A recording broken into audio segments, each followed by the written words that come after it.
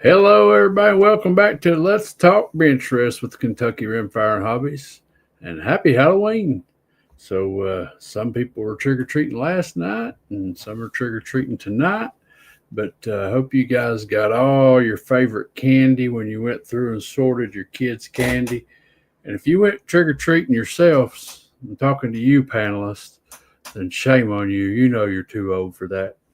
But anyways, we got an interesting topic tonight. We got a good full room back there in the green room. I want to start off saying um, there was a comment in the side chat before we got started, and it was about an item that may have been uh, for purchase. And we don't sell stuff here on uh, the live stream. It's not allowed.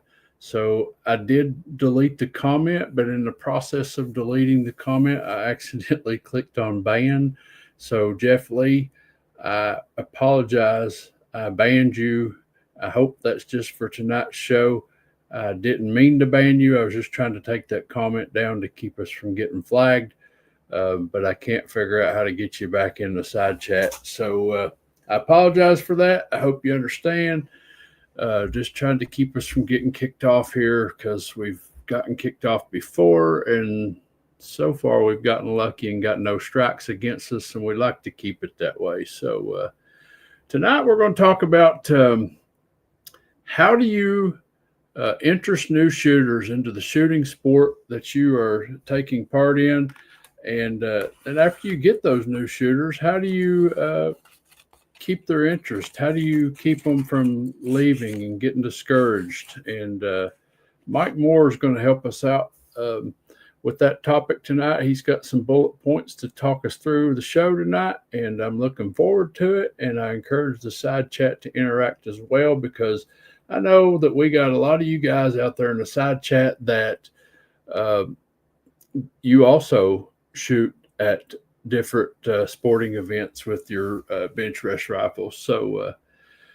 So you can tell us, it could be as simple as loaning somebody a tool that that they may not have, to keep them from getting discouraged. Because I know that getting into this sport, it's expensive, and if you had to sit down and get everything you need all at once, it would be tough. So anyways, I don't want to take too much from Mike's talking points. I'm going to bring each person out of the green room tonight and introduce them, and they can tell us how their week has been. So up first, we got Jose from J Delta 22NC.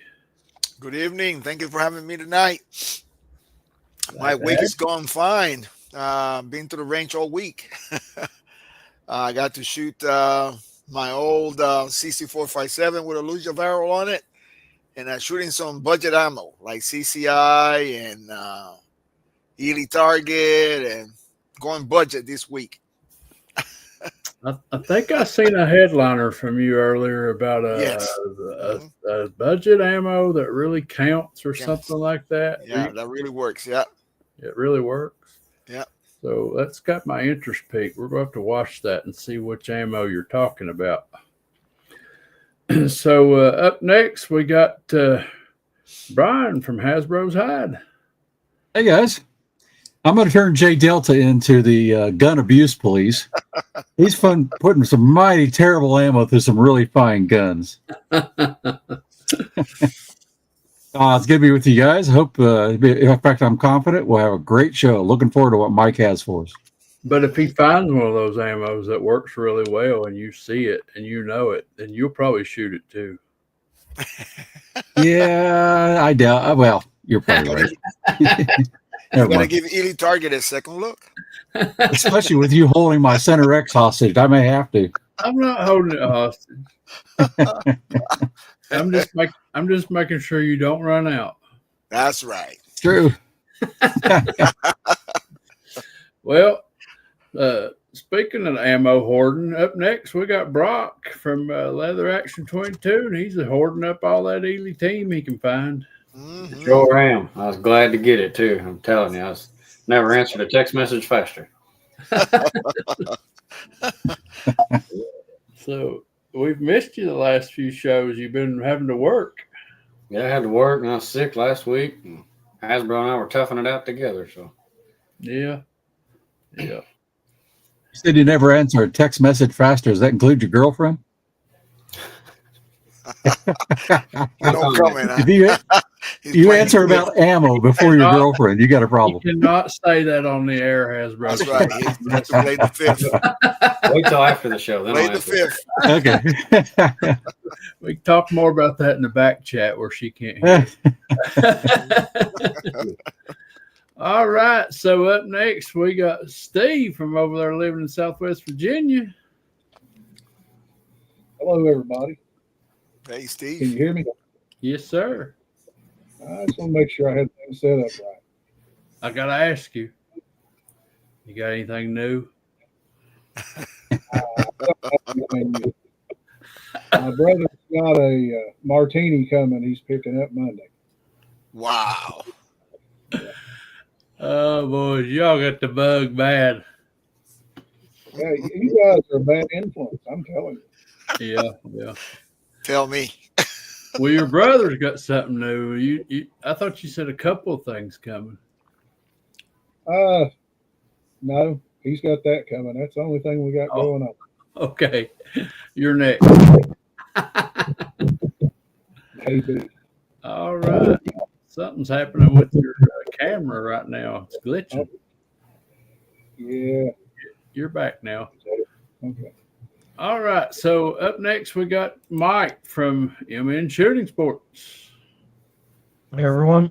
Hey, Mike. Just been a cold couple of weeks here. Rain the last 2 days. And been playing around with old ammo in some videos, and I'm gonna take a little hint off of what Jose's been doing here. And tomorrow morning we're going out to the range with the Super Match 54 and 10 different bottom of the barrel budget ammunitions, There you go. because I've had a bunch of people comment on my Annie and the vintage rifle challenge. And when I say a bunch, I mean like 5 or 6, but they all want to see, will it shoot, cheap ammo? And I know the answer, it will. But I'm going to kind of show that out and show what it shoots better than it does worse if the weather cooperates tomorrow. So Awesome. Maybe you'll find us one of those ammos that'll shoot. and I got five different brands or types of Aguila to play with tomorrow. So Hasbro shoot it too. He says he won't. He says he won't, but he will. He'll go down the rabbit hole. Oh, I've shot through so much ammo this year. You're exactly right. Budget's getting small. Yeah. Mhm. So, I mean, I'd love to have a budget ammo that would shoot good. I mean, I'd shoot the fire out of it. So, and up next, we got George from Southern Rifle. Well, you know, man, Hey, George. I ain't done nothing this week but watch it rain. Yeah, it's been a little rainy here in Kentucky, especially the latter part of the week. Wind and rain's just been crazy, man. Mm-hmm. Been bad. Got Jay Crow over there in the side chat saying hello to everybody.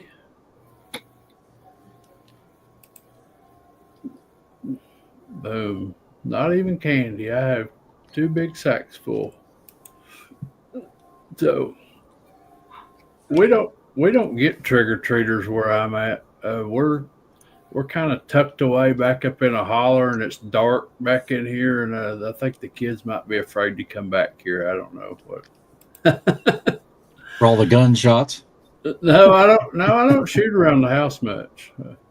Unless people's looking for a house in the middle of the night. Unless people are looking for a house in the middle of the night. So, up next, we got American Hillbilly. He might be here and he might Hey, I'm here. Man, how you fellas doing? not. I know you said you was Doing having good. some intranet issues. Yeah, I think I got that taken care of though. But yeah, it's been a good week. Anyway, Ames ordered us some costumes so we could go trick or treating with the grandkids this year and stuff. And evidently, there was a mix up in the costumes and stuff because I was going to be the Lone Ranger, and this is what I ended up with. The wrong dang mask. The Lone This Stranger. don't look like the Lone Ranger. It's the Danger Stranger. Yeah, little kids are running from me out there. Understandably so. Yeah, well, I did get some candy though. Yeah. Well, did your all's parents do that to you when you were little? They tell you have to sort your candy to make sure there wasn't nothing bad in it, and then you get it back and it'd be about half gone. Yeah. Yeah. Oh Lordy. All right. Well, up last, but not the least, because he is the leader of the show tonight, and that is Mike Moore from Empty Pockets Paint Shop. Evening, everybody. Hey. How's your week been, buddy? Been busy. Busy. And we might have Justin Lowe pop on here a little later. He said he would be late if he did get on. And usually that means he's retrieving a deer out of the woods. So he may have gotten a deer tonight. I don't know. And so anyways, well, without further ado, we'll get this thing started. So Mike, I'll let you take the floor and we'll help you talk through this. All right, we'll see what we can do. Some topic tonight was gaining new shooters and retaining them, both on just the competitive side and also recreational side. So I see a lot of people that try to jump straight into the competitive side and get discouraged very quickly, not only with the equipment and the cost of the equipment, but how they're doing in competition. They get discouraged pretty quick, and then they end up leaving and never coming back. And I think there's some ways to help ease people into it and keep them interested, but not break the bank and discourage them right off the bat. One of the things I have is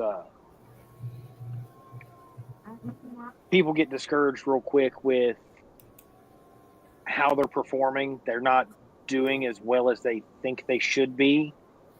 And they see how, in some of these matches, the same group of guys are winning every match every month, and that sort of drives them away from it. And I think those guys that are higher up could do a better job at, helping them out, mentoring them, and easing them into things.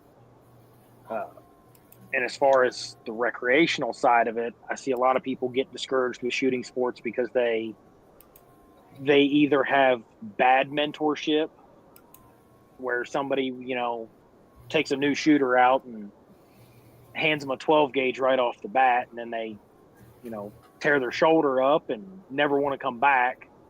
That's one way people get discouraged. And then, others is they don't have anybody to help them, and nobody to help guide them in the shooting sports. What do y'all think?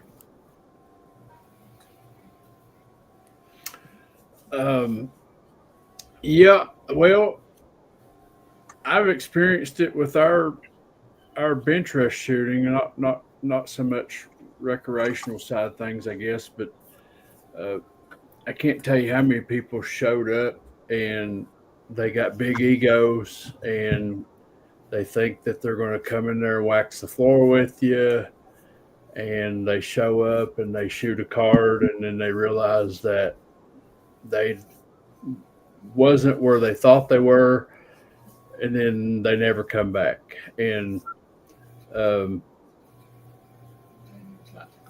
I feel like that those, if you had the chance to talk to them and enlighten them a little bit before they just come in there gung-ho, you might be able to keep them around. But when they come in there like that and they embarrass themselves, they're not going to come back.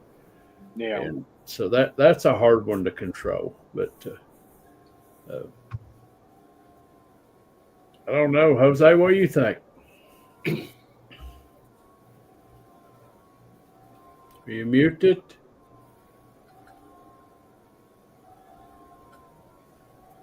He sounds great. I was just testing to see if you were awake. You pulling a hillbilly, buddy. Yes. And we say here, yes. So I agree with you. Yeah, you get some guys that get out there. And we, it's not to brag about it, but when you're doing it for a while, it becomes second nature to you. You can get that rifle and get that round where you need to hit it. So, and then you get the guys that do okay. They never shot a match and they come and shoot and do okay. So they ask you, what should they get? You say you should start here, but they go and spend all this money on a big nice rifle, and then they go to a match where you got really good shooters and they don't do as well, and so they get discouraged, and then they try to, this rifle is not working, or this is not what I wanted, and so I'm trying to get them where they start at a basic level. Hey, try this first, and sometimes I let them use my own rifle. You know what I mean? Try this first and see how it is going to work for you before you go investing. And I think a lot of the guys listen. Some guys don't listen, but those they do, they end up doing well. So I always tell them, just come and shoot. Bring what you got. If you just got a 10-22, just bring it. Go out there and see how this is going to work. Ask questions and see that. So that's what I'm trying to do, not to discourage them, but unfortunately, like you guys said, some of these guys, they come in and then they don't want to come back again. So, those that listen and you're trying to guide right and you help them out, then it'll work. I would much rather let them sit behind some of my equipment and see that they are capable, versus coming in there with their own equipment and them thinking that they're not capable, because a lot of times they're just not set up properly, and correct, and they're not going to ask for help because it's embarrassing, to ask for help. So I know when I sat behind Chad's Blondie rifle, I just thought that he was not capable. That gun shoots. Holy cow, that gun shoots. Yeah. Yep. So you got to be thick-skinned to hang around Hasbro, or you won't be retained. That's true. Yeah, you go in front of Hasbro and say, "Man, this rifle is not shooting." So let me see. Yeah, ain't nothing wrong with this rifle. Well, yeah, that guy could dish it out too. Well, I'm not trying to take anybody's turn here. We'll keep going around the room, but I keep wanting us to share this story, so I'm going to. Whenever I come up with the idea to start the USBR shoot at our range, I went to the club president and asked him for permission. Well, there was another guy that had asked if he could do something with Rimfire. So the club president says, "You two get together and y'all do it together." And he's like, putting on an event's tough, So this guy, as I got to know him, I figured out he was windy enough to blow up an onion sack. And Justin's not here to defend himself. No, this is before Justin came along. So this guy was telling people he was in Vietnam, and he was only 56 years old. He wasn't even old enough to be in Vietnam, but he had a Savage A22, and he claimed that he could shoot a 22 round through a 22 gun barrel at 50 yards. Set a barrel at 50 yards and shoot through it. I was like, this I want to see. But he never would demonstrate. But anyways, I put together a rule book for the match, because anytime you're having a match like this, like, I don't want to I'm not one that whips a rule book to death, but you got to have one, because if there's ever a conflict at a match, You got to have something that's in writing. This is our rules. And so I put together this rule book, and this guy, he thought that was the stupidest thing ever, that it was too technical, that he just wanted to get together and shoot and have fun, and he didn't want to be that technical with it. Well, the first match that we had, he came with his A22, and he had a malfunction and did not complete his card. Got up, got mad, and left me there by myself. I was running a match for the first time by myself, and he left me high and dry. He's supposed to be my helper, and he left me. He was discouraged because he'd talked all this smack that he was going to come in there with that A22 and show everybody how it was done.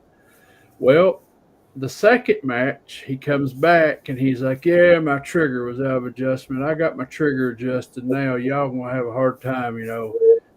So, second match he comes to, he shoots a full card, and when we go down range to pull the targets, he takes his target straight to the trash can and throws it in the trash. He don't want to turn it in at the scoring table. Goes and gets in his car with all of his equipment, and he leaves. Again, leaving me by myself running a match. And I see him come back in the gate, pulls back down to the rifle range, goes over to the trash can, gets his target out, rips it up into tiny little pieces, throws it back in the trash can, and leaves again. And he's never been back to a 22 shoot. Never been back. Wow. Thank God that Justin and some others came along to help me with running this match, because I would have never stayed myself if I had to do it by myself. So, no, I'm very thankful for Justin. But that was just one example that stuck with me. That, you know, if that guy would have come in there just a little more humble and leaned on some of these guys that were better shooters than him, instead of trying to act like he was better than everybody else, then he might have stayed and shot with us, you know. There's Justin after we just got done talking about him. Not only did he take his ball, he popped a hole in it before he took it, huh? All right, catch me up, guys. Oh, you just have to go watch back. I mean, Somebody had bad health. oh, he got his skinny knife. He finally won a skinny knife. Woohoo! All right. And the blue one. Yeah. Well, did you get a deer? No. I thought that's why you were late, because you were. I had to go to the haunted house again. Oh, okay. Yeah. All right. So where were we?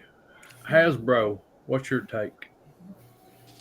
I'm sort of like you, Chad. It's like if someone comes there and it's like he wants to bring his Rossi R22 semi-automatic and think he's going to compete with, you know, Thunderbolt, you need to take a time and encourage him to say, here, sit down, shoot something else. Not that you need to go spend this right away, but you need to not give up because you are not in the right end of the scale to compete, you know.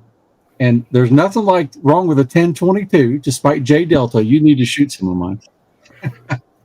But I'm gonna shoot he'll build it. Chad has seen this. I got a 10-22 that shot a 108 5-shot group. They can hammer if they're set up right. I'm not even going to brag about 10-22s in this room because Mike Moore's sitting in here. And he's first. Oh, I know it. I know it. 10-22. But that's why I was kind of setting him up for that 10-22 comment. That's right. But let him shoot something to go here, because I got a guy at work that's really he's all excited just getting into shooting, and he goes out and he has in his mind, right, the 10-22 hammer forged target version of it, and it's a really nice gun. Is the ultimate of the ultimate for 10-22, and in the factory guns, it certainly is. The hammer forged. Now you start venturing outside of that, and you can do a lot better. So I just showed him too about ammo. You know, you guys all know the game on ammo, and sometimes you just want to give these guys, here, try this, you know, and they'll do better. So that's hammer forged, hillbilly, not hammer forced. Oh, Yeah, there you go. I got a Hammer Forest one. Yeah. Let them try guns. Let them try ammo, even in their guns. So, Brock, you just started into this competitive shooting not very long ago, so you might have some good input on this.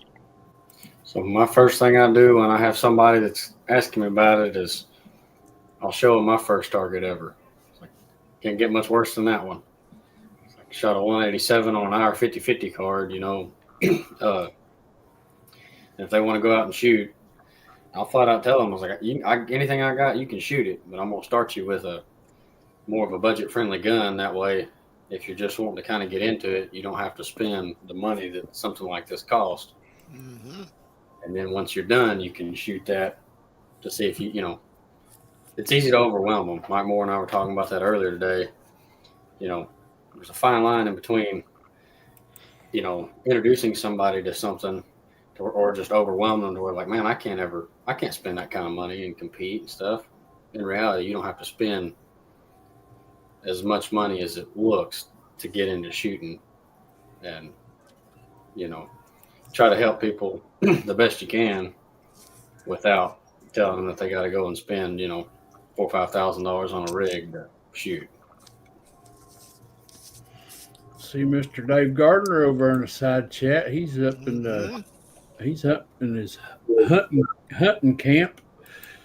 Hope you get a big one. Yeah, I think people don't realize that it's more than just the gun. You know, you got rests, you got bags, you got there's ammo. It's just there's so much more to it than just the gun. And so, Mike, what's your take on it? You've ran some matches. When it's someone that's just coming in new to it, the first thing that I do, or if people are watching me shoot that are out there with, you know, a rifle that isn't meant to do what they want to do, the first thing I talk to them about is I break down to them. I ask them what they're shooting for ammo. I have them show me and stuff, and then I give them the quick class on why high velocity ammo doesn't work for what they're trying to do. And explain to them about how, you know, 54 yards, the transonic disturbance that happens with 1,200 feet or 1,100 and, you know, 90 feet per second ammo and stuff, and why that's has an effect on what they're doing, and get that out of their head. Then I hand them a box of CCI standard velocity because I've always got a brick of it in the truck, and I say, now shoot this, and then I come back and I check on them. So that's kind of what I think helps a lot is being able to hand someone ammo. And if they already kind of know that stuff, I should take a picture sometime of my ammo bag that I bring to the range, and I rarely pull and shoot anything out of it, but I have got, you name it, for ammo, and it's just random old lots of stuff that I just don't shoot anymore, of everything from, you know, 10x, there's match, there's team, there's, you know, all the SK products in there. And if someone's like playing around with something and I can see where they're at in the ammo, you know, game, I'll hand them a box of something that's a little bit better, and it's going to cost them $4 or $5 more, and I'll say, just shoot it. Well, what do I need for it? I don't need anything, because if that turns them, it was worth the $15 I just gave them. So that's something that I do. And then it's one of the reasons for the more money Mark II and NRL PRS this year. Why I shot all my long gongs with it, because I wanted to show everybody you don't need a Rimex or a Voodoo to do quarter mile and inside with the 22.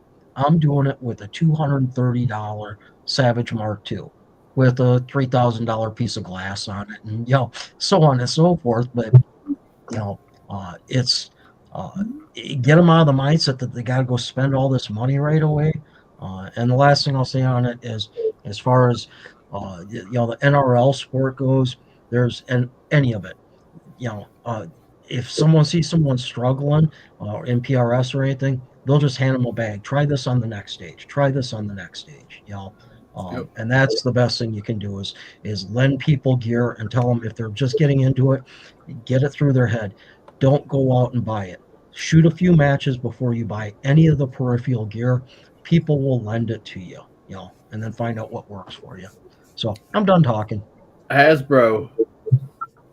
Very well put. Hasbro. Read this comment. Yep. No pro set me up right here. You poking and prodding at me.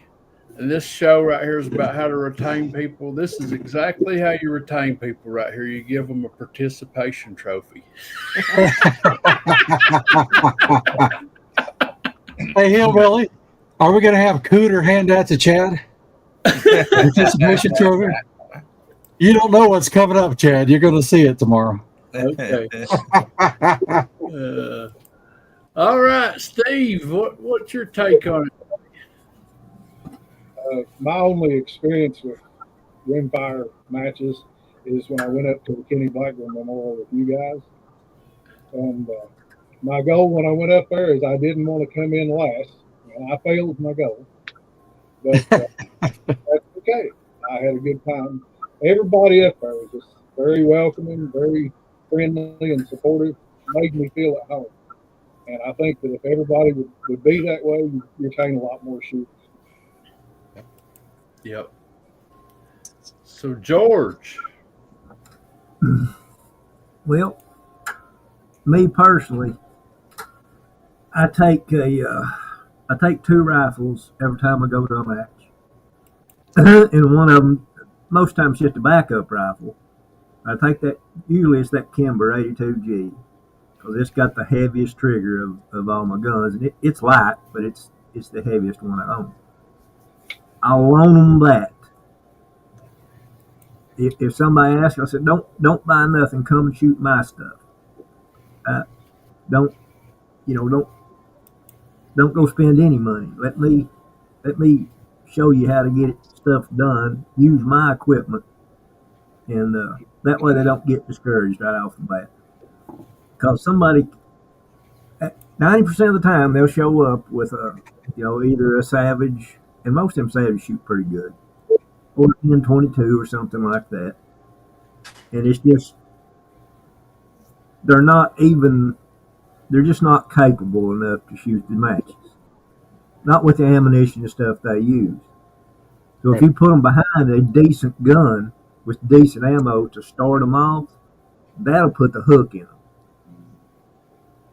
If they start out with mediocre stuff, they'll get discouraged really quick.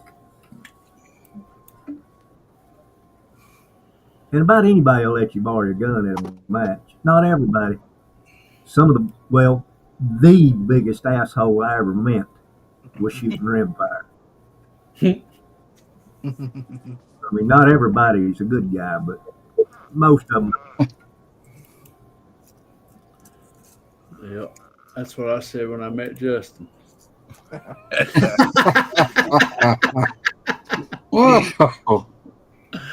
Oh, Justin, what's your take on the new people Throw the whole showing? question at me. I haven't heard the whole question. Well, Mike Moore, what was the answer you were trying to obtain from us all? Because I think we've talked all the way around it. What was the question? I mean, I came in just a tick late. It was just basically, getting new people in to the sport and not overwhelming them and just getting them going without discouraging them. Yeah. So, when we have newcomers come to the match, I just try to be nice to them, friendly. Me and Chad always bring extra rifles. We always offer up, for them to shoot our stuff. Typically, new people are kind of shy and, they don't want to shoot your stuff the first time, but normally by the second time, if they come back, they may take you up on it. But always trying to set them up to do good if you're trying to help somebody out like that. You want it to be a good experience. I try to urge them to put them in a class that they have a shot at winning. You don't throw them into the most competitive class you have. And I kind of encourage the other shooters.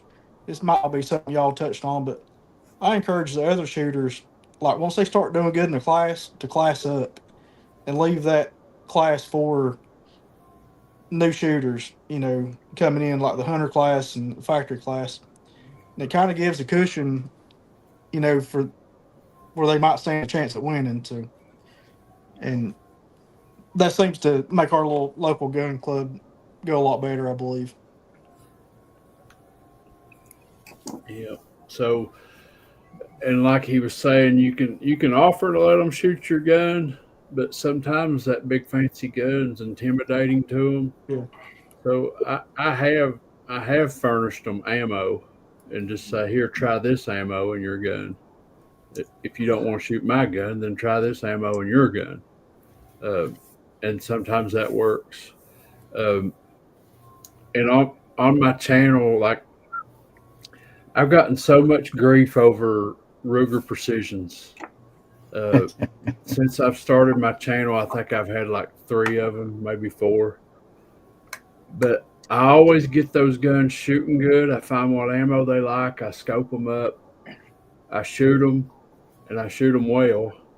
And one of the reasons I try to keep one of those around is if we have somebody shows up that wants to get into the sport and they don't want to spend a big great deal of money, but they want some entry level rifle, um, then I'll offer them, and I don't even try to make a dime on it. I mean, I just let them have them for what I got in them, just to get a new shooter into the sport. So I've seen him do it, and I've let three RPRs and a Savage Mark II go just like that.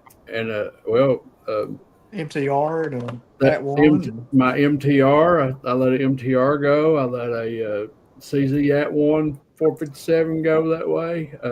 Mark II. So I've always tried to keep something along that I can pass on to a new shooter that's capable of one of those entry level classes. I'm not saying it's capable of shooting with the vintage or the precision or the unlimited class, but it will shoot in factory or semi-auto or something along that lines. So, Hillbilly, what about you? What's your take on it, buddy? We got you in here as a newbie. We lured you in. You want to tell us about it? Yeah, well, I think people having fun is the most deal. Regardless what sport, everybody's had great answers tonight and topics. Have fun. Stuff like that. That's the biggest part of it. But like a few of them are talking, it's like people come in and they're thinking, I can just bring my old squirrel rifle in here and whoop all these fellers. It's almost the same in any sport. I mean, I raced most of my life, and you see somebody, neighbor, or in your local town or wherever, and they know you race, and they're like, well, you run through the quarter mile, and this is a while back. And, you say, well, my Camaro's running, 14 seconds or whatever you want to say. They're like, gee, I got an old farm truck running that, I'm not going to bring her up there, buddy. Let's, we need some more people there.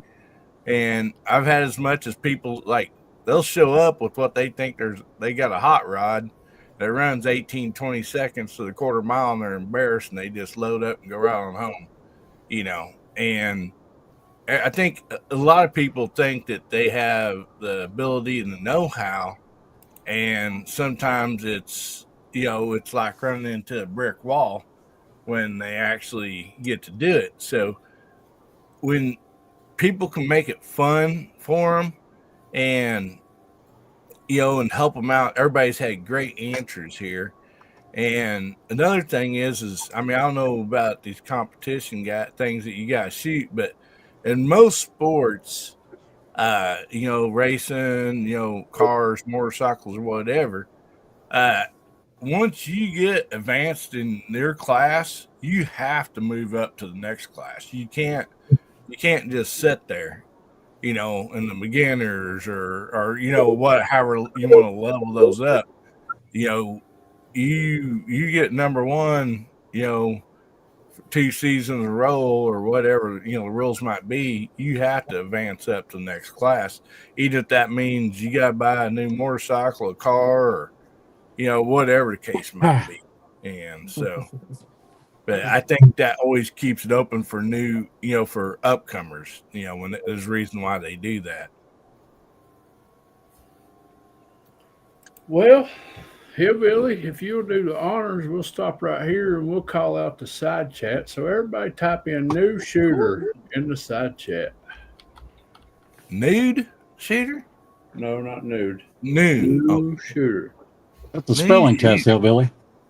Kind of hard hearing. And while everybody's typing that in, I wanted to go back to that comment that Mr. Bob put up. He said that his liver diagnosis was a misdiagnosis, that he is okay. So I'm glad to hear that. Congratulations. I'm glad it turned out that way for you. Awesome, buddy. That's great news. I got a guy at church that's going through that now, liver cancer. Went up to Mayo Clinic. So I'm glad to hear Bob's good. Yes. No doubt about that. All right. Well, we had Kentucky Rimfires and Hobbies in first. Had Hasbro coming in. There's Vanessa Kitty out there. J Crow. We got J Delta out there in the side chat and on the panel also. We got Alaska One Andy, all the way from the North Pole, and that is actually his address.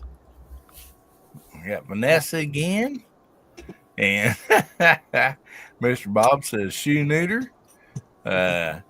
We got Eric out there, which is helping man. How you doing tonight, buddy? We got George in Kentucky out there on the side chat and also in the panel. We got Boomstick and Mark 6 out there. We also have John Taylor in the side chat. We got Empty Pockets Paint Shop out on the side chat and also in the panel.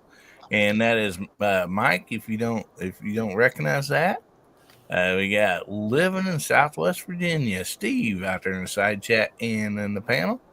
We got M. Gabriel out there. Hey, buddy, how you doing? And I don't know who in the world this feller is here, but he calls himself Cyclops Joe.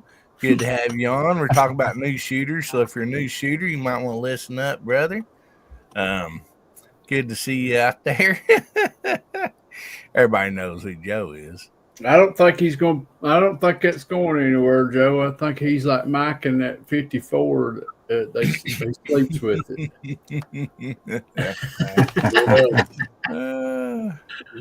Got Mr. Bob Dabalina out there. And we also have Leatherman out there. And there's okay, we already got J Delta and he's saying hi. So I think we got everybody so far there, Chad. Yeah, so we got 30 viewing right now. Don't forget to go over there and hit that like button if you don't mind. And Mike Moore, we'll let you go on to your next talking point.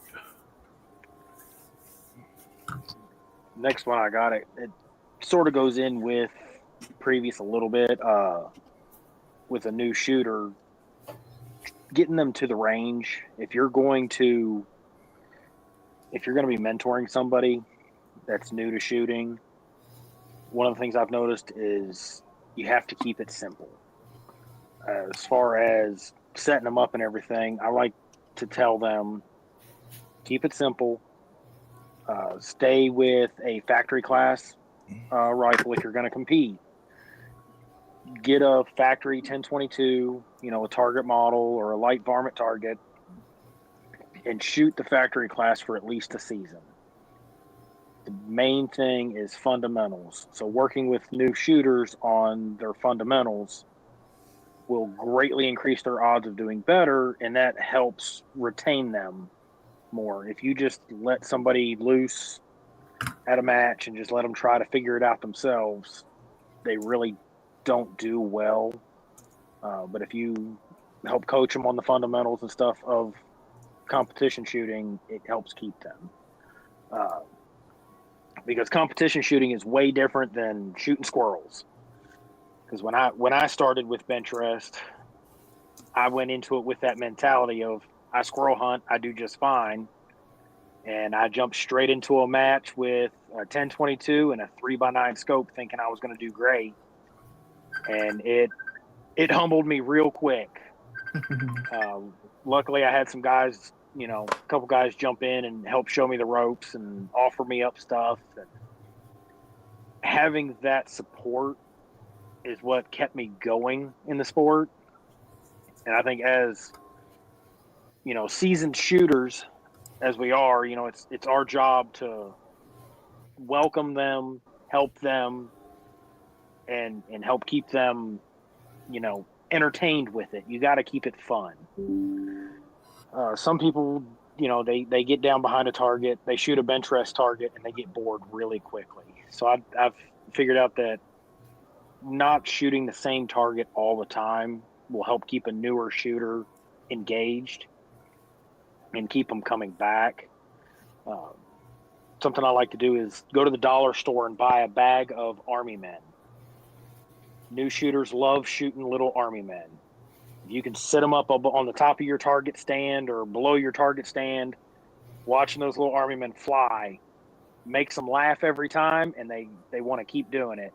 And if you break up almost the monotony of target shooting with fun targets, reactive targets, it helps keep them engaged more, especially with kids. If you're trying to get, kids involved in the shooting sports, they'll stick with shooting paper for a short amount of time. But if you put reactive targets in front of the kids, that greatly increases your odds of keeping them interested and keeping them going. And I'd like to try to get as many people into the shooting sports as we can, but mainly the younger generation is getting them, up and coming and into the shooting sports.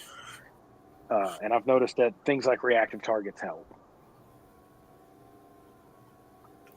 So for me, and me being a match director,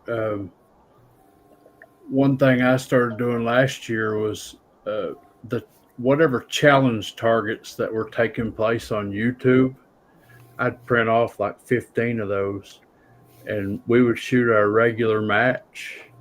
And then after that match was complete, we'd all shoot the challenge target together, whether it was Hasbro's target or No Pro's target or Hillbilly's target or Elijah's target, whatever. We just all sat down together and shot those challenge targets together. And some of those times I got to video them and make an actual YouTube video out of it. And it actually got popular because every match we'd have, they'd walk up and say, well, what challenge target are we going to shoot today? And I'd feel bad when I didn't have nothing ready for them. But that's one of the reasons I like the challenge targets, is because I like to train, but I don't want to sit and shoot at a USBR target all the time. So shooting those challenge targets is a training that keeps your skill sharpened for the competitive shooting. So range I used to shoot at, the range I started shooting Benchrest at, we used to do that after a match. We would do different challenge targets, out 50 yards, 100 yards, just to keep it fun for everybody afterwards. And of course, then it turned into not really a pissing contest, but, a lot of guys started throwing money around at the challenge targets, side bets. Also, to reiterate on, you was talking about keeping it simple and stuff. One of the guys that I let have a rifle was that CZ at one, and I told the guy what ammo it liked. I let him have it with a bipod. That's the way I was shooting it, off of a bipod. It was set up. All he had to do was shoot it and shoot that ammo. And he went and got an MTR because he didn't feel like the at one was good enough. And then he changed his he changed a lot of techniques. Like he changed how his gun was mounted to his rest. He changed rest. He went away from the bipod, went to a rest, but then he put this block on the bottom of the gun that fitted in the rest. He added so much variables to himself all at once, and he was getting discouraged. Like he told me, he's like, "Man, I'm gonna quit. I got nothing for you guys." And I was like, "Well, tell me this: when you got that rifle from me, what ammo did it shoot?" And of course, it was SK Pistol Match Special. Mm-hmm. And I said, "And what are you shooting now?" And he's like, "Well, I've tried several different things. I've tried this, I've tried that." I was like, "Well, why are you not shooting Pistol Match Special?" And I don't know. And so I was like, "Here's a box of Pistol Match Special. Put that gun back on a bipod, sit down there, and shoot a card with this Pistol Match Special." He shot probably one of the better cards that he had shot in a while, just by going back to the brass roots. He had changed so many things about his shooting technique that he had gotten himself off. Justin had tried to help him. I had tried to help him. He was texting me at night. He was texting Justin at night. We were trying to help him, but sometimes it's hard to help somebody when they're getting in their own way. Yeah, I've run into that myself with people. They've come to me for advice and wanting some help and all that, and they don't do their research and they don't listen, and it gets discouraging for the person trying to help you when you don't listen. And everybody has an opinion, everybody has advice. You have to not try all of it at once, but see what works for you, because what works for one person's setup might not work for yours. Mm-hmm. But in the end, I realized you can't help somebody that doesn't want to help themselves and is not going to listen. And you can find out pretty quickly if they're going to actually pay attention and listen to what you're trying to show them and tell them. I mean, in this particular instance, I don't think it was that he was not retaining the information. He wanted to be better so fast that he was just throwing everything he could at it, and he was just getting in his own way. When he backed up and simplified things, he shot good. That's the big thing I've noticed with a lot of people, myself included, over the years, is getting ahead of yourself too quickly. And when you do back off and simplify it and get back to your fundamentals, you do better. Yep. And it took me a little while to do that myself, to get back. I was doing really good, got ahead of myself, got out of the groove, and then I had to slow down, take my time, get back to my fundamentals and simplify it. And then I started doing good again, and just showing people that you don't have to go 100 mile an hour to be good. Just keep it simple and just, focus on your basics and your fundamentals, and you'll do a lot better than you think you will. Jose, you got anything you want to add to that? Yes. I'm just saying yes to what you guys say. I agree. Yeah, I agree with you guys. It's we do some challenges where we are, we get a couple of prizes to get people to come, but we try to make them fun too. Like shooting lollipops at 50 yards. I mean, it just see their faces, they glow when they see that lollipop, disintegrate. Mm-hmm. It's just fun. And then what you guys says, the basics. They ask, well, I want to be able to shoot this. That's okay. So you got to learn your basics, your breathing, your trigger. So if they're willing to learn, and sometimes they get ahead of themselves. And then I ask him, well, do you mind if I show you something that I used to do that worked for me? And a lot of them are receptive, and they say, okay, whatever you can show me to help me. And some of them are not. And they try their way, and they don't do as well. And sometimes they come back and say, hey, can you show me that again? But then sometimes they just try to make changes at one time. And then one of the things I'm trying to tell them is, you're going to have like a million different people telling you to do a million different things, right? And you go online and this guy do this, and you go online, this guy do that. I said, well, those are good for some people, but you got to work with what you got that it works for you. And I say, take the fundamentals, and I tell them, the more you practice, people used to say that practice makes perfect. I say practice makes permanent, because if you doing it wrong, permanently it's going to be wrong all the time. But if you learn how to do it right, permanently becomes correct. Your cheek goes on the cheek riser, your finger goes in the right place. You know how to hold your breath, not to jerk the rifle and things like that. So yes to everything you guys said. I agree. So M. Gabriel's got a question. He's like, what channels offer information for new 22 competition shooting, that like divisions, equipment, technique, etc.? I don't know if I have an answer about a channel, but me and Justin have said this many times. One of the best ways to learn things is to go somewhere and be around people that are doing it. And so find you a competitive match that's taking place near to you, and go to that match and just observe people, what they're doing, what they're shooting on, what rifles are they shooting, what barrels are they using, what rests are they using. Just, you can absorb a lot of information just by attending a competitive match and just seeing what's going on there. Yeah, try not to heckle them either. I can tell you a couple channels, Chad, just to plug them, because they helped me when I got into shooting NRL 22 and PRS as well, but NRL. One's 22 Lima Romeo, and the other is Copper Star. I think it's Copper Star. Yeah, Copper Star. They go through every month the course of fire a week or two before you're going to be able to shoot it. Yep. And just watching their techniques and logic on how they move from target to target will really help you. Yep. I watched both of those. That's one of the things I suggest to new people is don't shoot your first match you go to.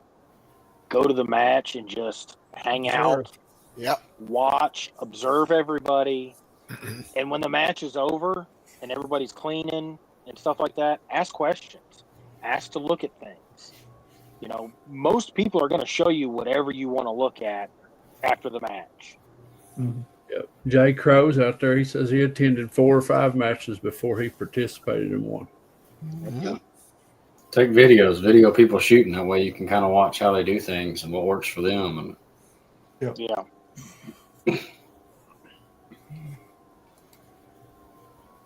Yep. There's Copper Star Precision. Yep. Both those channels. They're great channels. Yep.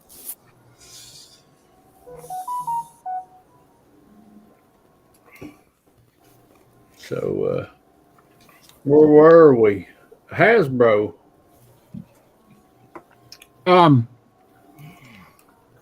guess from the perspective of a new shooter and new in a lot of things like that, one of the things that was ingrained in me, and it was hard for me to learn, but I did learn it fairly early on, is just to listen, right? If you want to go and if you're interested in this stuff, kind of like the guy said, you go to these matches, but listen. And that's, I still try to do that. It's like when we got together, Rimfire Dave, while I was teasing you guys a lot, I was listening to what he said especially about reading the wind. And there's a lot of wisdom you can get. And then just go and try to apply what you hear from people that are really, you can see the results on what they're doing.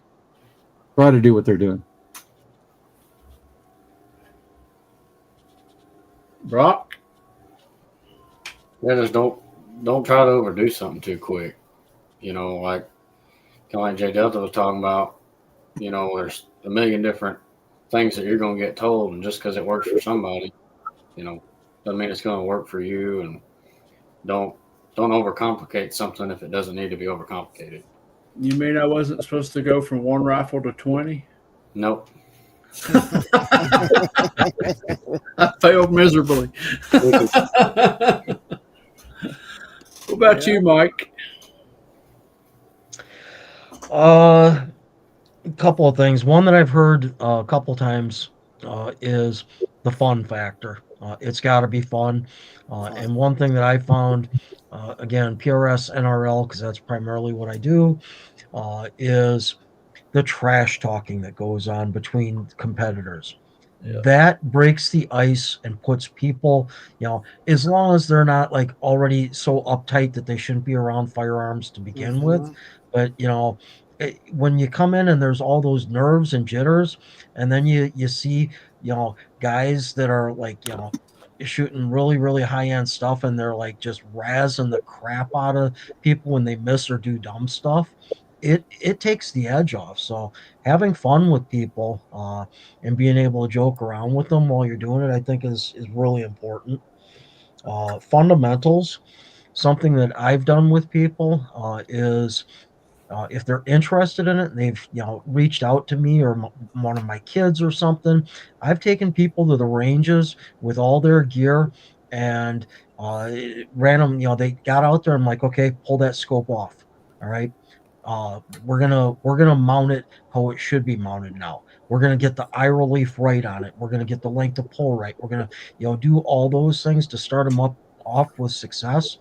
Plus, when you talk to them about it, then they understand why those things are important. Not just that. Well, I was at the Bass Pro Shops and they mounted and zeroed it for me. Well, the guy that mounted and zeroed it for you was 6'7", and you're 5 foot, 4. It's not going to work, type of a deal. So, and then the last thing I'll say on it is I've done this at some of the ranges I belong to, and it's something that I've went to myself as an entry level shooter in different disciplines.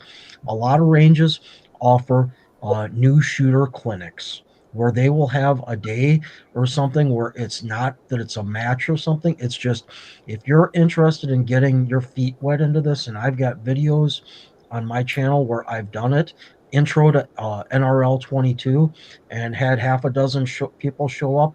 I provided all the rifles, the gear, the stages, and talked them through everything, and then ran them through it so they would have an idea of what it is that they're going to have to do when they do decide to go to a match, and they didn't have to put a nickel into doing it. So, and that's something that the Veterans and Outdoors Gun Club, the CMP Club side of it, the CMP guys, they do a high power clinic every year that's open to the general public where you can come down and shoot an AR or an M1 Garand at 200 yards through the positional shooting at no cost, but they'll walk you onto the target and get you to where you're in the 8 ring or better, and they'll be patient with you all day long, hoping to grow the sport. So, new shooter clinics are great.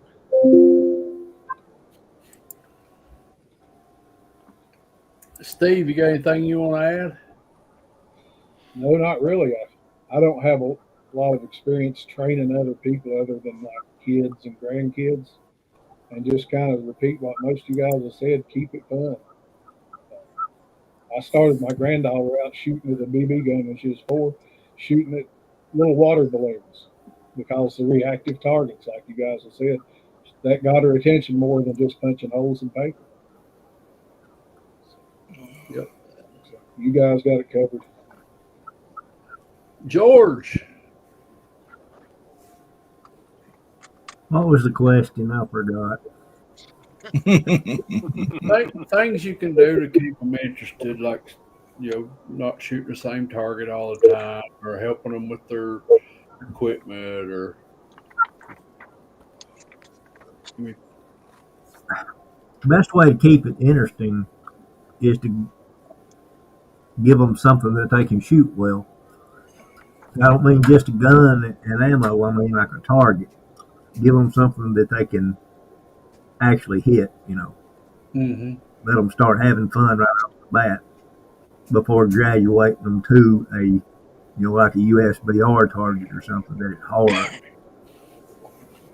Give them something easy to shoot at. These little club matches where they do, they print out them little squirrels and crows and stuff like that. That's what people ought to start on. Nobody starting should ever go in to UPR or something.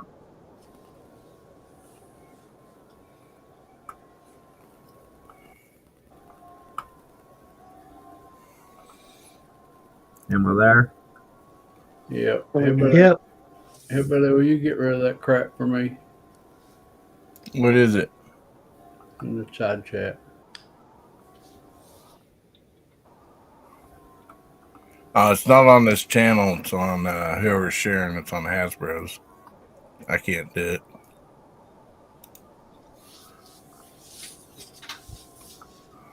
I don't see anything on my channel. What are you talking about? Maybe Steve. It's on a shared. Whoever's sharing it. Sharing. Steve shares. There's too. nothing on Oh, it could be mine. on Steve's. See, let me look and see. Yeah, blame it on Steve. It's the weather. Anyways, where were we, Jose? Yes, sir. I think I already did. Oh, you got moved around in the Hollywood Squares. Yeah. we lost Mike, and we had to bring Mike back. And George just gave an answer. Yeah. So, Justin, you can go, or Hibbley can go, either one. For me, I think everybody's said it good. Keep it fun, exciting, something that they can feel good about. And reactive targets works great.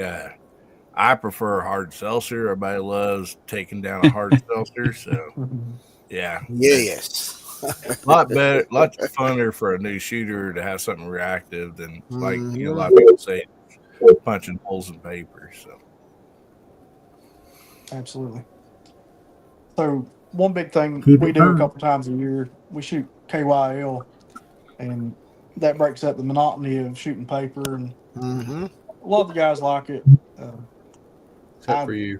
except for me, probably. I don't particularly get anything out of it, but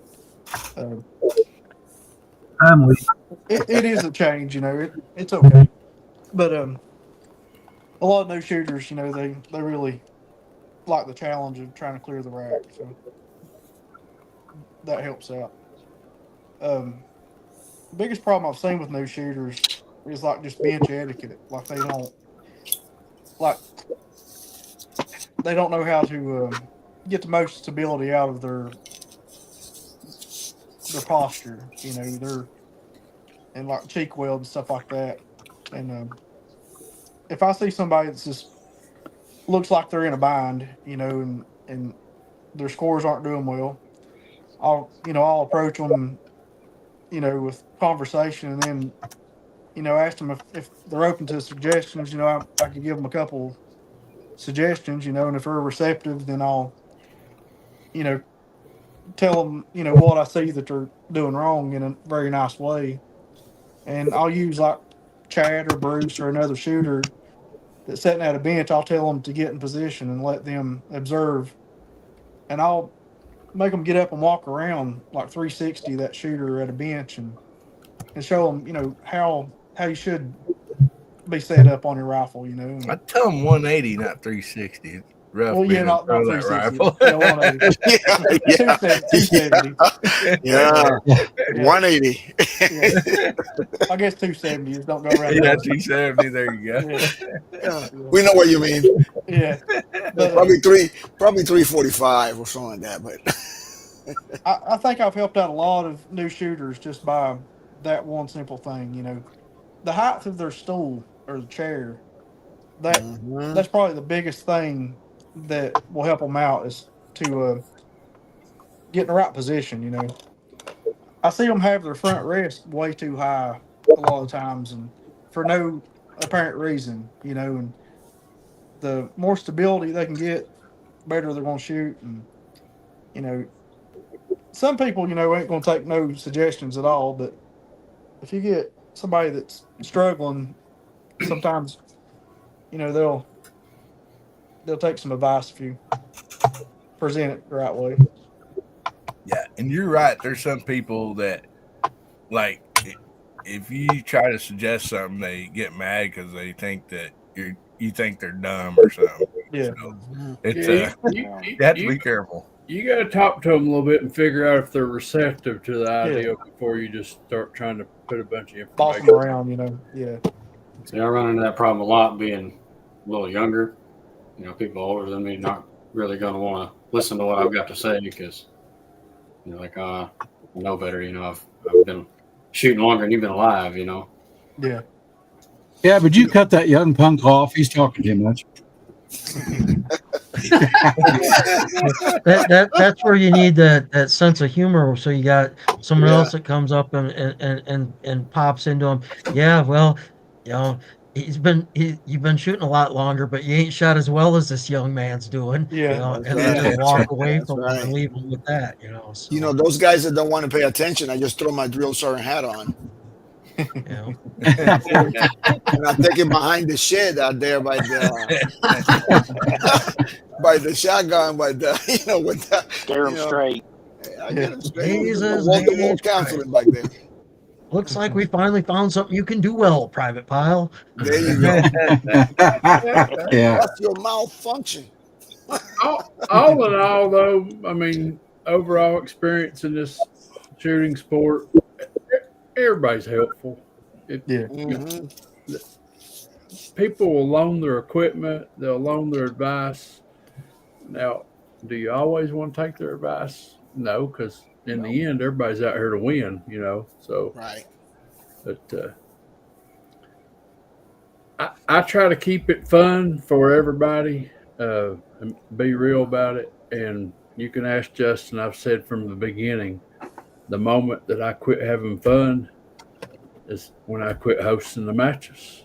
And if it's not fun to me, then I'm not going to do it. And I enjoy it.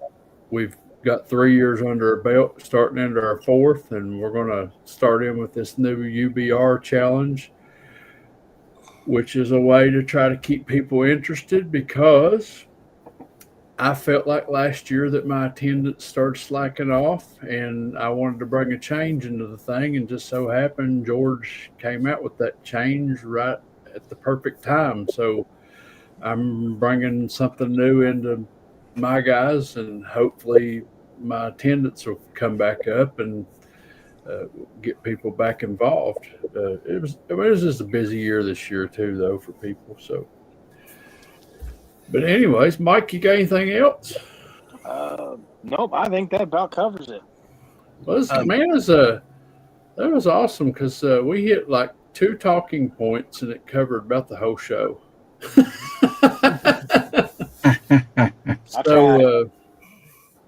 So can I ask you guys, like Mike, that and a lot of that shoot competitive, a lot of places, Brock and everybody.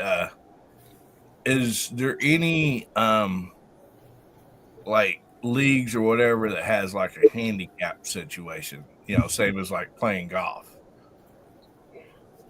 Not that I'm aware of, no.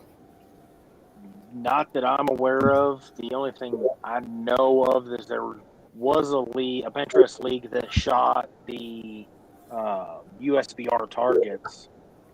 They had a beginner's class where, if you were new to the sport, you were in that class with just other beginners, and like they waived match fees for you for the first season. Like you got to shoot the whole first season at no match cost, basically, as long as you were a new shooter. But after that, you had to move up, to the next class. Okay. Hillbilly, that's an opportunity for you. You could start a Thunderbolt league, and that handicaps everybody.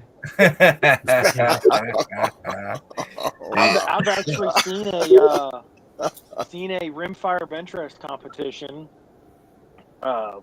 where the club that was putting it on, everybody had to. You could bring whatever rifle you wanted, but the match director handed each competitor a box of ammo. That way, everybody shot the same ammo. Yep. At the match. Yep. I think George and them used to do it, and there used to be a club local to us here that they don't do it. The club don't exist anymore, but that's the way they used to shoot. You had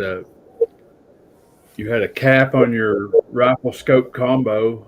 It couldn't exceed X amount of dollars, and when you paid your entry fee to shoot the match, they rent you a box of ammo. Everybody got the same ammo, same lot number. So. Yeah, that's the way we done it, and it went over really good too. All we done was just run out the fly target at the range, Uh-huh. and just everybody shot the same ammo, and I mean, we had a lot of fun doing it. Still do. It's a good way to keep Brock from hoarding it all. No more team for Brock. Yeah, he don't buy up the good lots of Norm Attack. Y'all gave me a great idea. I got a brick of Hasbro's ammo back here. We're gonna have a match Hey next week. now. I need 10 shooters. I got 10 boxes of ammo. There you go. And that's going to get expensive really fast. Not for you though. Well, let's go around the room and you guys can talk about what you got coming up, and also if you've got any cool little Halloween stories you want to talk about, since it's here Halloween season. So you got anything you want to add for a Halloween story, we can do that. We got a few minutes left here. So J Della, what you got coming up, buddy? Got a video coming up on Monday. I believe we're shooting the Anschutz 2013 from my friend Jimmy. I had like 4 videos recorded, and when I updated the software on one of my cameras, they all went away. So I think we were able to recreate it. If you're not busy on Monday night at 7:30, come by and give us a visit. That is a 25-plus-year-old rifle, and he shoots. He shoots it probably some ammo. He shoots better than my remix. I'm not kidding. So, and then next week I'm going to start. I'm gonna do a video, 1 or 2 videos. He's gonna let me borrow the same rifle, and we're gonna compare old school versus new school, Anschutz versus Anschutz, mano a mano. And we're gonna shoot some good ammo like 10x and maybe some Center X or Midas Plus, and see which rifle shoots the best. And then we're gonna start another series with really budget ammo like CCI Standard Velocity and Aguila Standard Velocity, and then CCI Quiet. We're gonna do a couple of those with some of the rifles, see how that shoots. So stay tuned. It's gonna be a lot of fun. Thank you for having me tonight. It's time for an intervention. Yeah. Yeah. I need to join well, I already did Anschutz Anonymous. Well, I mean, he's been winning like crazy here lately on the members channel, on the members stream. Yeah. And Jay Crow down here says that we should just give your brick of ammo away on the next monthly membership giveaway. that might help Jay Delta not have to shoot all that budget ammo. That's right. Oh, one more thing. I'm sorry. I know Boomstick a while back he was talking about some Russian match ammo called Exact. We're gonna be shooting some of that too. You don't want to miss that. John Taylor says he just picked up 5 bricks in Center X. Boy, you found a gold mine. Spent a fortune too. Mm-hmm. We'll nickname him Empty Pockets. Yeah. Yeah. I was thinking that earlier. Every one of our channels should start off with like Empty Pockets, Kentucky Rimfire and Hobbies. Empty Pockets. Yeah. Because all this stuff we do, it is kind of expensive. But I mean, your pockets will be empty by the time I'm done. oh yeah, I know. I done put a tall order in and it just keeps growing. So Justin, what you got coming up, buddy? Well, I hope to be in a tree stand before daylight in the morning. Well, there's a lot of people out there wanting to know when you're going to shoot these challenges. Buddy, we've got to get a buck first. You've been Hopefully it happens this weekend. Then I'll get back on the rimfire shooting.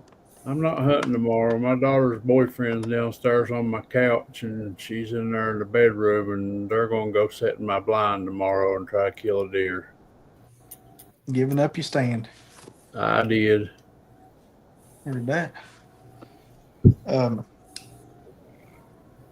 Yeah, just been too busy to shoot here lately, but hopefully get back to the range here within the next little bit. You're going to have to get over and fix all the stuff that people's tore up and stole. Yeah. I went into the range this morning to shoot a couple of guns, and the lock to the main gate was unlocked. And I went in, and there's some boxes at the range, these little wooden boxes that people made and brought in there to, like, you can use them as like a booster seat if your seat's not tall enough or whatever. You put it in a chair and then sit on that box or whatever. Well, I guess somebody came in there and didn't have no type of a target stand, so they took the box and set it on top of the wood stool that I always sit on, took it down range, and put their target on it. So the box has got 22 holes in it, and the stool had one shot went into it, and then our steel plates that hang at 100 yards, they're gone. Somebody stole them. Oh, wow. Yep. So, yep. We're gonna Yeah, get some. I've been putting some cameras up down there. Well, we got one camera right now where we can see like who's coming and going. I think who left the gate open was the garbage truck. They were the last ones there. They come picked up the garbage, and I don't think they locked the lock good when they left. But that don't explain the other stuff.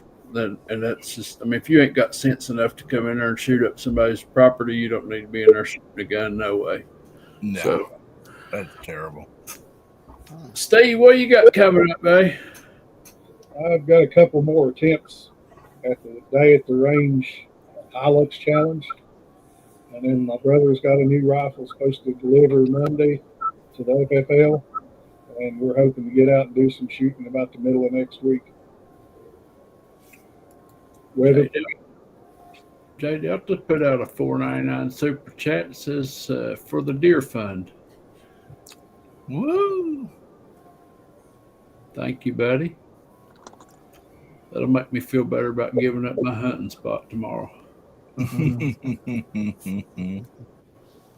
So, George, what you got coming up, buddy? You gonna get out there shooting this wind and weather? Nope. No.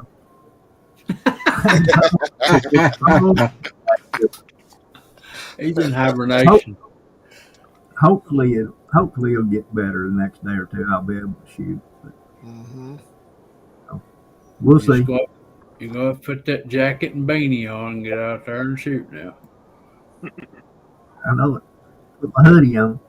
Yep. Hillbilly, what you got coming up, babe? Oh man, we got videos coming out. Bear Creek Arsenal, Teal 1, 1022.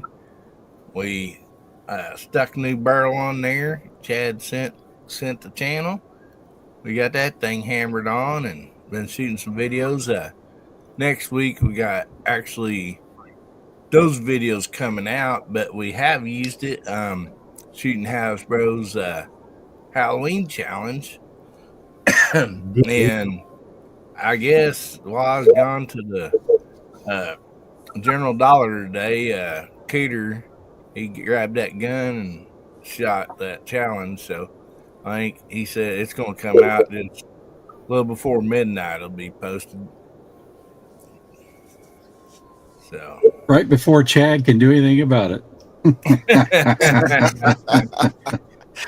Yeah, I heard he's making fun of you, Chad. So I don't know. We'll have to wait and see. Well, have you bought new tables for Ames, or are you in the doghouse? I'm still in the doghouse, still looking to replace that one. Yeah, pumpkin video. Had one just sitting on a couple yard tables that my wife had, and I shot the pumpkin, but just the force of that pumpkin exploding with that 12 gauge slug, it just annihilated that plastic table, man. That was amazing. Yeah. I loved it. That was an amazing shot. An amazing shot. She didn't think so. We all think you should do it again. That was a lesson in hydraulics. Well, I mean, it was a couple of years ago. I shot the the swimming pool, and her and the grandkids all were mad at me over that. So yes, I need Wow. to quit doing stuff like that. Have you got another one of those tables? Yeah, Can you do it again and show us how you done it? only had two. Recreate it. Yeah. Oh man. Brock, what you got coming up, buddy? Well, I'm getting orders out, trying to get caught up on that still, and shooting a little bit. Going to do some practicing. Take my girlfriend out and let her do some practicing for a match coming up. And she's gonna try her first match next month, so try to get her prepped and ready for that. Mike Connolly in the side chat. He says, I'm late for the party. What's up, guys? Is she ranked high enough to shoot that team ammo? Yeah. Good answer. Yeah, those Great answer. those three bricks that he brought today, they're really hers. Just hide him, Brock. No, just kidding. He just doesn't know it yet. Yeah. Pretty much. What about she come back and say, this is the only ammo I want to shoot? Right. Let's magically run out of it. Yeah. You better hire a brig or two. Hey, bro, what you got coming up, buddy? Well, the Halloween challenge ends in 24 minutes. Get out and shoot it if you can. I never did shoot it at night, which is kind of a bummer. I got all the night vision stuff to do it, but that's all right. A lot of people do it. So in about 2 weeks on Guns, Beer, and Therapy, we're going to do a giveaway for people to enter that contest, and we got some pretty cool stuff coming. So look forward to that. Pikeville? What was that? You shot it at night in Pikeville? You're right, but I don't think I even did a video on that one. But anyway, so that's pretty fun. And then I'm working on the next one. So what I did last year is I had a challenge, Christmas challenge. It went from December all the way through January. So if you got a Christmas present, you had a chance to use it. And that's what we're going to do again. So I'm working on that. And that'll be coming out here in the next week or two, something around there. But the contest will start in December. So. All right. So, Mike Moore, what you got coming up, buddy? Finishing out the ABRA season. Got one more match to go. And other than that, waiting on parts to come in for some projects. And that'll probably be it for a little while. Yep, there's Frank Calhoun says, howdy y'all. A little bit late it seems. Yep, we're just about to the point of signing off. We start this show on Friday nights at 10 p.m. Eastern Standard Time.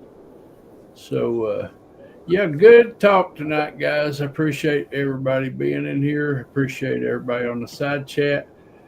Get out there and encourage some new shooters to get to the range and shoot, and do your best to keep them there shooting with you. It's always fun to have some compadres out there shooting with you. That's how I met Justin. You know, we got out there and shot together, and we stuck together. We've become best friends, and it's he keeps me on my toes, and I keep him on his toes. But anyways, we'll see you next week on Let's Talk Benchrest. Thank you, Mike Moore, for bringing the topic tonight. I appreciate it. And y'all say good night, everybody. Good night, Good night, everybody. Good night, everybody.